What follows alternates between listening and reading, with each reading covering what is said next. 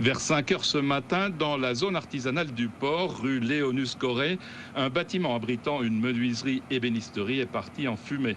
Un fort incendie alimenté par les machines, les meubles et les stocks de bois. Michel Tingléo, 80 ans, le propriétaire, avait cessé son activité il y a un an, mais gardait un salarié pour gérer le stock avant de vendre. On a 40 ans, mais la première fois, rien à faire comme ça. Peut-être à quoi mieux veut vendre aussi. Le monde est comme ça. Le prix n'intéresse pas ça, je ne comprends pas. Mais je travaille plus beaucoup, mon bon âge. Hein. Si à tout même, je voulais vendre. Et puis, comme le bois mal lavé, le stock me fait beaucoup de bon chien. Mon métier, c'est bénisterie. Bon. Les pompiers ont mobilisé du monde venu du port, de la Possession, de Saint-Paul, de Saint-Denis, Saint-Pierre, Saint-Louis et du Bernica. Sur cet incendie, on a quasiment une trentaine d'hommes qui interviennent à l'heure actuelle avec une dizaine de véhicules.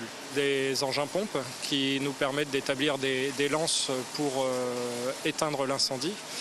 On a également une échelle qui permet de mettre en œuvre une lance canon en hauteur. Et on a également des moyens de soutien pour assurer le commandement de l'opération et l'intervention des pompiers en sécurité. Pour les soldats du feu, traiter cet incendie ne présentait pas de difficultés majeures. La première préoccupation restant la sécurité. C'est-à-dire se préserver ce qu'il y a autour, puisque là on voit qu'il y a un risque d'effondrement des murs d'enceinte de l'entrepôt. Donc il nous faut préserver la sécurité des intervenants dans un premier temps et ensuite s'assurer que cette sécurité soit pérenne pour la population qui serait amenée à venir dans ce secteur. Après avoir circonscrit l'incendie, les pompiers étaient rapidement maîtres du feu, qui demandera un long moment avant d'être déclaré éteint.